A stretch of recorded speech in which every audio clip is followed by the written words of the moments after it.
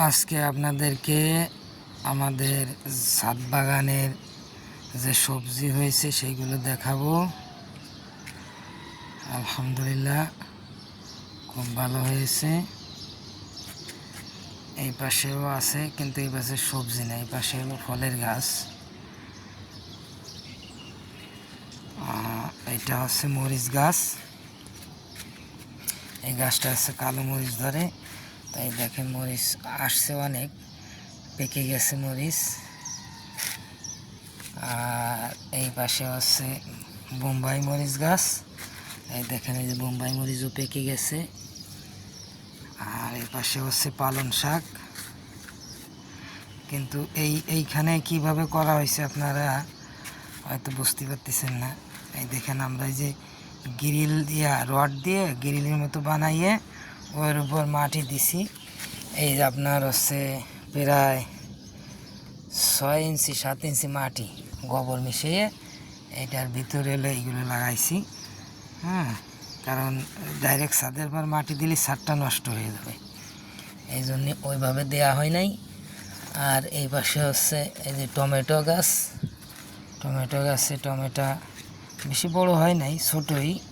এই যে এই পাশ দিয়ে পেকে গেছে, পেকে ওই যে মাটির সাথে মিশে গেছে। এই দেখেন, এই যে এটাও বোম্বাই মরিচ গাছ। আর এই পাশে হচ্ছে বেগুন গাছ। এইগুলো হচ্ছে ডালিম গাছ। ডালিম গাছে এই যে ফুল আসছে, ছোট ফুল আসছে, এটাও ডালিম গাছ। আর এই পাশে হচ্ছে আম গাছ। আম গাছে এই যে আলহামদুলিল্লাহ আম খুব বড় হয়েছে।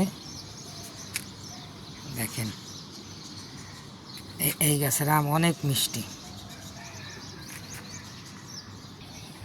এটা হচ্ছে ড্রাগন গাছ।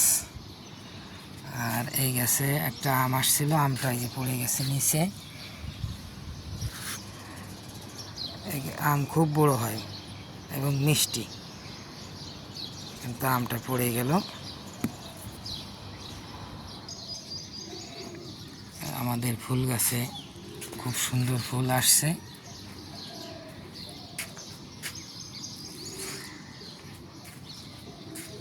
আর এই আম গাছে আম আসে নাই, গত বছর খুব ভালো আম আসছিল, এই বছর আসে নাই। এই যে আম গাছের গোড়ায় যে গাছ দেখতেছেন, এটা হচ্ছে তরমুজ গাছ। তরমুজ গাছে একটা তরমুজ আসছে, এই যে তরমুজটা বেশি একটা বড় হয় নাই। এই যে হচ্ছে পুঁইশাক গাছ। আপনাদের ছাদেও আপনার এরকম ফল সবজি চাষ করতে পারেন। এইগুলো আম গাছ। এই আম গাছগুলো এই বছর লাগানো হয়েছে, তো আম এই বছর আসে নাই। এপাশে হচ্ছে লেবু গাছ।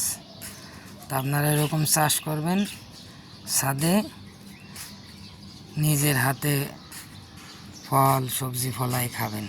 এই গাছটাও দেখেন অনেক সুন্দর ফুল আসছে। আসসালামু আলাইকুম।